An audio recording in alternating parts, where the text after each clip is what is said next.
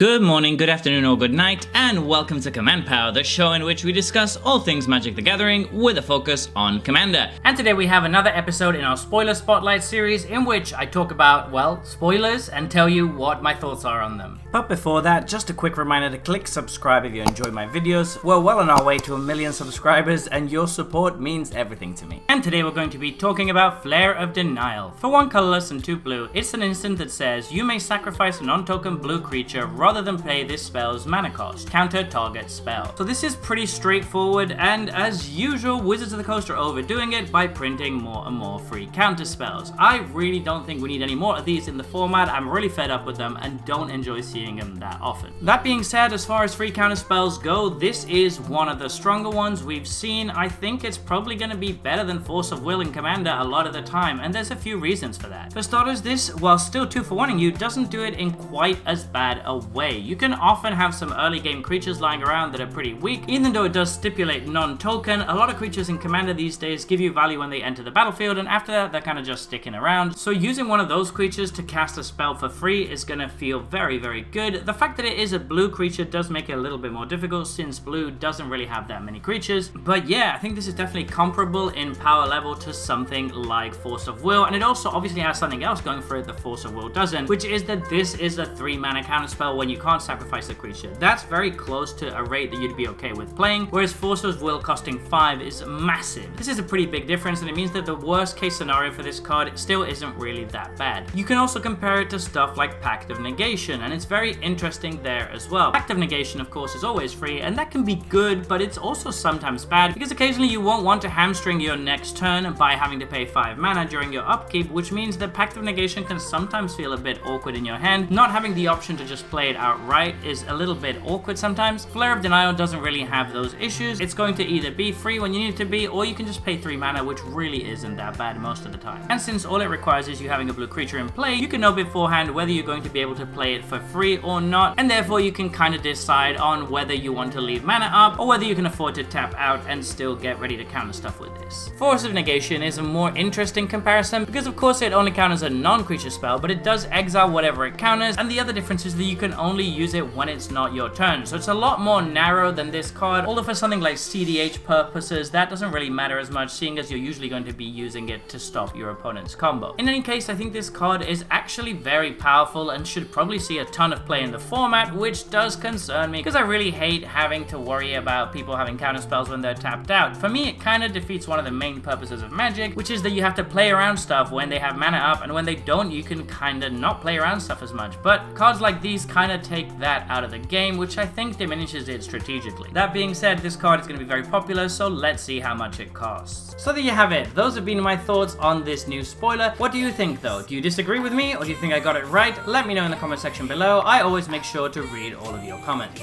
And if you enjoyed this video, don't forget to click like or subscribe. It really helps the channel. And until next time, take care.